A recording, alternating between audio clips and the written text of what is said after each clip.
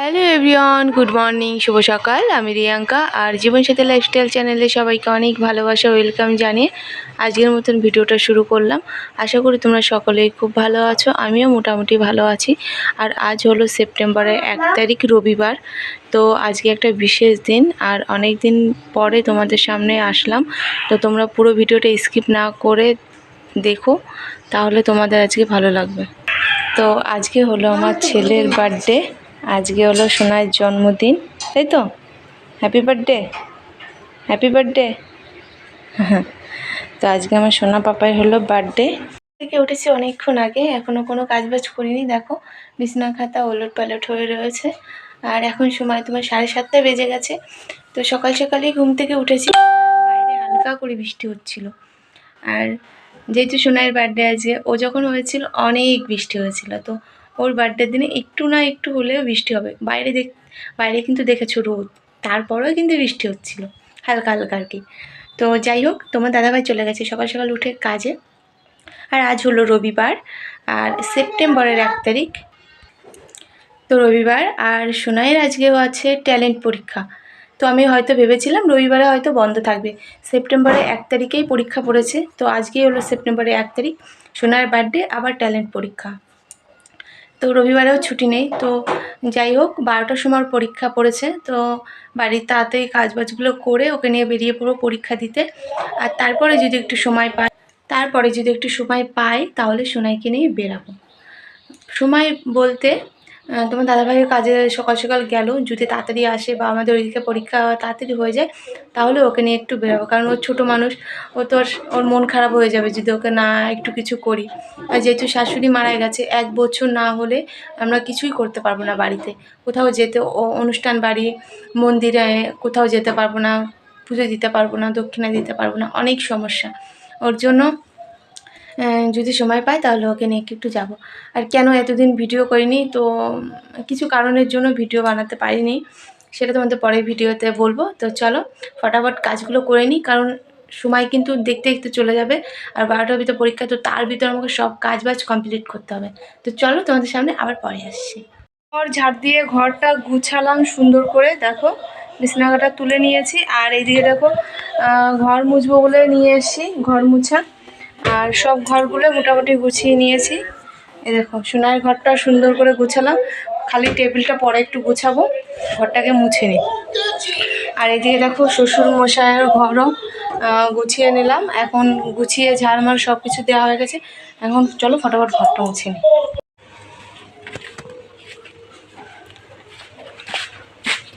স্নান করে নিয়েছি,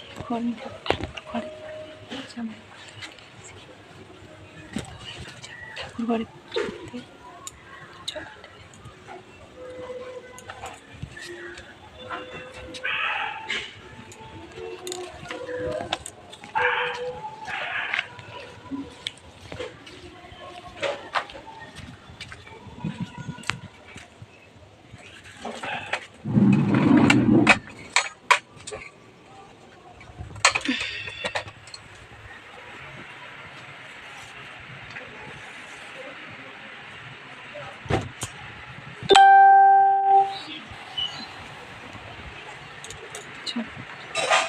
বাড়ি থেকে বেরিয়ে পড়েছি। আর এখন যাচ্ছি সোনাইকে নিয়ে স্কুলে, কারণ ওই পরীক্ষার টাইম হয়ে গেছে। ওই দেখো আগে যাচ্ছে। আর প্রচণ্ড কাদা, ওর জন্য সাইকেলে আসিনি। আমাদের বাড়ি থেকে একটুখানি দূর তোমার স্কুলটা। তো চলো পরে আবার তোমাদের সঙ্গে দেখা হচ্ছে।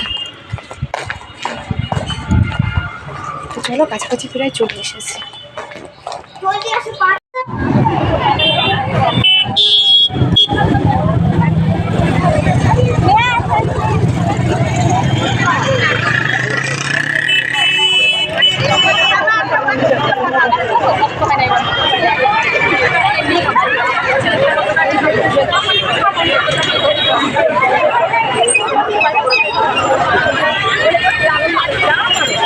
সোনাইয়ের পরীক্ষা কমপ্লিট হয়ে গেছে, তারপরে আমরা রেডি হয়ে ফটাফট বেরিয়ে পড়েছি। দেখো 3 জনে মিলে গোবরডাঙ্গা যাচ্ছি।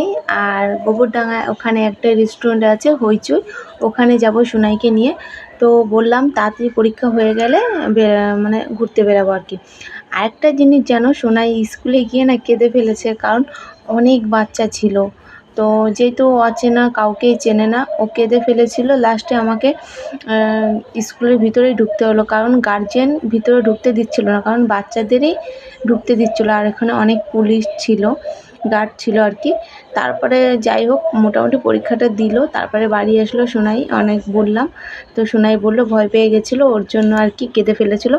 যাই হোক, প্রথম পরীক্ষা দিলে এরকমই একটা ভয় ভয় লাগে, কারণ ট্যালেন্ট পরীক্ষা আগে দেয়নি, ওর জন্য হয়তো ভয় পেয়ে গেছিলো অনেক বাচ্চা দেখে। যাই হোক, তারপরে দেখো আমরা চলে এসেছি রেস্টুরেন্টে। এখানে এসে তোমার দাদাভাই আর সোনাই দেখছে কি খাবে না খাবে আর কি। তো আমি তো বিরিয়ানি খাবো বলেই দিয়েছি তোমার দাদাভাইকে। আর এখানে অনেক ভিড়, কারণ এসে দেখছি অনেক লোক, সিটও খালি ছিল না, তো অনেকটা ভিড়। আর এখানে একজনের জন্মদিন বা কোনো একটা অনুষ্ঠান হচ্ছে, ওর জন্য প্রচণ্ড ভিড়। যাই হোক, একটা টেবিল আমরা ফাঁকা পেয়েছি, সেখানে আমরা বসে পড়েছি তিনজনে। আর আমি তো বলেই দিয়েছি বিরিয়ানি খাবো, তো সোনাই যেটা খাবে সেটাই অর্ডার করবে।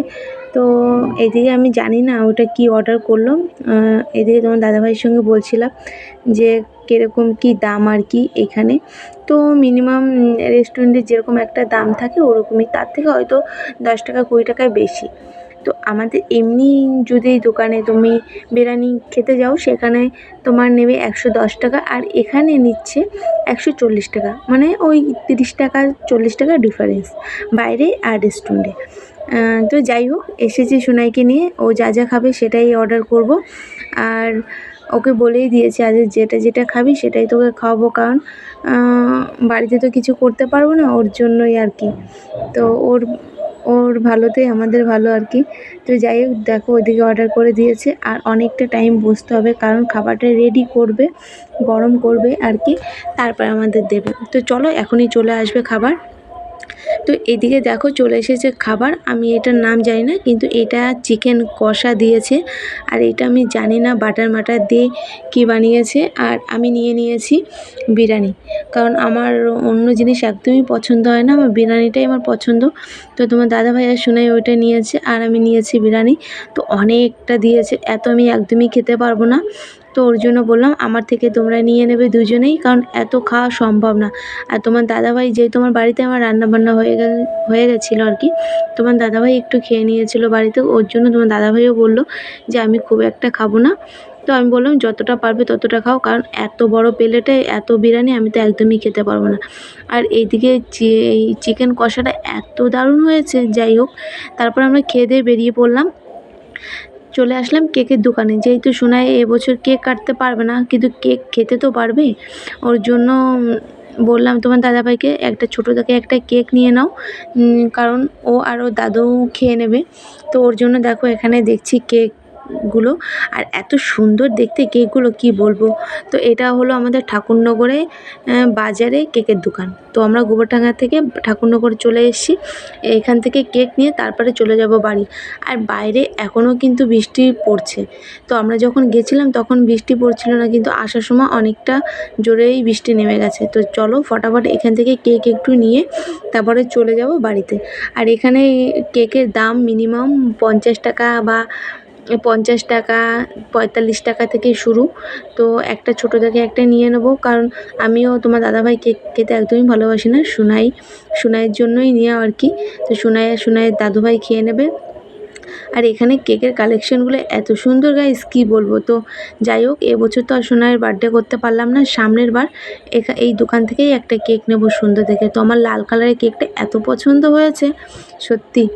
তো যাই হোক, চলো গাইস, এইদিকে দেখো ও একটু উঠে দেখছিল সোনাই, কারণ সবটা দেখতে পাচ্ছিল না, ওর জন্য তোমার দাদাভাই একটু জাগিয়ে তুললো। তো চলো গাইস, ভিডিওটা আর বড় করবো না, এখানেই শেষ করব। কেমন লাগলো অবশ্যই কমেন্টে জানিও, ভালো লাগলো অবশ্যই লাইক কমেন্ট শেয়ার করে দিও। টাটা।